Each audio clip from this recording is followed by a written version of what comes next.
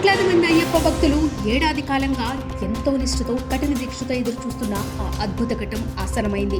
శబరిగిరిలో అయ్యప్ప నామస్మరణతో మారుమోగిపోతున్నాయి. నేడే మకర జ్యోతి దర్శనం. ఈ రోజు మధ్యాహ్నం 3:13 సూర్యుడు మకర రాశిలోకి ప్రవేశించే పుణ్య గడియలో మకర సంక్రమణం జరగనుంది. ఆ తర్వాత సాయంత్రం సూర్యాస్తమయం అనంతరం అంటే సరిగ్గా 6:30 నుండి 6:55 మధ్య శబరిమల కొండలకు ఎదురుగా ఉన్న పొల్లంబలమేడు పర్వతంపై ఆ దివ్యమైన మకర జ్యోతి 3 సార్లు భక్తులకు దర్శనమివ్వనుంది. అయ్యప్ప స్వామి తన అవతార లక్ష్యాన్ని నెరవేర్చి జ్యోతిర్మయుడై భక్తులకు అభిమించిన రోజు ఇదేనని పురాణాలు చెప్తున్నాయి.